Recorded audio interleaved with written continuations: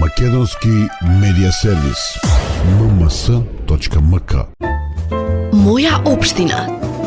Почитувани пријатели, мои соработници, почитувани учесници во проектните активности за добивање на овој значаен проект за двете општини. Особено чест ми представува што денеска на оваа пресконференција во повод проектите сум тука и овој проект, овие два проекти кои што се значени за општините се резултатот од меѓугодишна соработка меѓу двете општини, општина Белица и општина Македонска Каменица, поточно меѓу културно-информативниот центар Романса и читалиштето Георги Тодоров 1885 од Белица.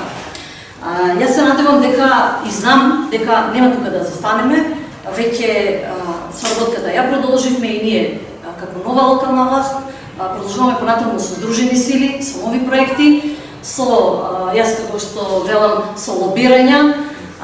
Тоа им го препуштам најмногу на нашите пријатели, а ние заедно со нив затоа што имаат искуство, верувам во нив и знам дека работите ќе истераме до крај. Затоа што почитуваниот градоначалник од Белица е човек кој што има визија и ние како тим исто така имаме визија за Македонска Каменица и тоа ќе го оствариме.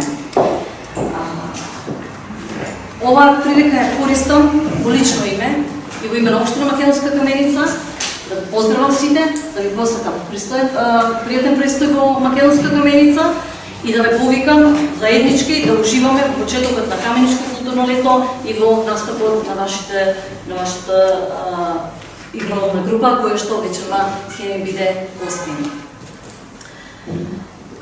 Уште еднаш благодарност сите што учествуваа во проектот. Проектот е со намена за промоција и искористување на културното наследство. Имаме многу големо и широко поле за работа. Македонска Каменица, морам да кажам дека не е препознатлива по туризмот, меѓутоа е позната по потенцијалот кој што го има. Наша задача е да го искористиме и тоа да го материализираме и Македонска Каменица покрај Рудник Саса, покрај фудбалскиот клуб Саса, исто така да биде позната и по туризмот. За ова, уште еднаш благодарност на сите, ова е почеток на ваквата наша цел и нема тука да застанеме. Поздравам уште еднаш и ви посакувам пријатен престој. Скъпи приятели, така ще ви нарека, защото наистина аз през дългите години, в които работим, се чувствам като дома си и бивам като мои приятели, близки хора. С толкова много от вас се познавам тук. Така че благодаря ви, че сте тук. Благодаря на всички вас, че работим и продължаваме да работим и ще продължаваме да работим по съвместни европейски проекти, защото наистина следователът тук в лицето на госпожа градоначалничката, всички ние сме възхитени от нейната амбиция да промени Македонска Каменица, от това, че тя носи в себе си чисто човешки чувства, а това е много важно за един кмет. Поне аз съм усетила така. Вие? Какво ще кажете? Такава ли? Такава е, нали? Това е тя. Така че сме щастливи, че работим заедно по един много важен за нас проект. Да, вие постигнахте нещо ново с Кицроманса, защото в 2009 година по един партньорски проект, пак с Община Македонска Каменица и читалището, създадахме техническата документация за тази сграда, която е жизнено важна за местното население. Тогава ние направихме по меките мерки една техническа документация за църквата Свети Георги при нас. Дойде времето и на читалищната сграда.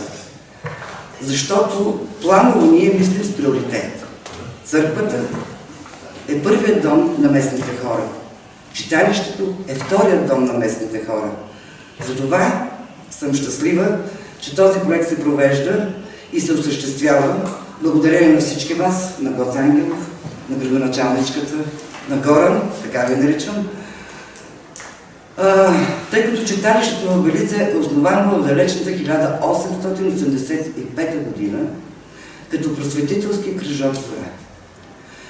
В 1908 то се регистрира като юридическо лице в Самоковска епархия. В 1959 година се построява тази сграда. Голяма, привлекателна като архитектура, но рушаща се през годините. Едва сега, с нашия съвместен проект, за което съм ви страшно благодарна, защото аз съм директор на това читалище, или както е в Белиза секретар на читалището, в България по-скоро. За мен беше огромна болка този проект да бъде осъществен. Защото лично аз остарях в това читалище, този личи.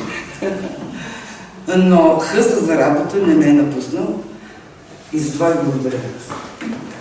Благодаря, че този проект се осъществява и скоро ще режем лентата на Домът на културата, на гражданите на град Белица, на хората от община Белица.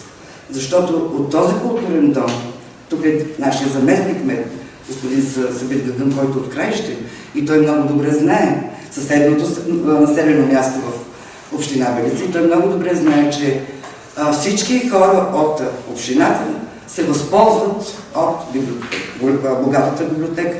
Ние разполагаме с 45 000 тома библиотечен фонд. Ние разполагаме с туристически информационен център, разполагаме с музей, една огромна експозиция, за това ви канат да бъдете наши гости, която експозиция музейна е единствената по поречието на горна Места река. Така че за това имаме много посетители. Но без културния дом това няма да го има. Без хората, които работят там. И без вас, заради които този проект вече е реалност. Затова огромно ви благодаря още веднъж.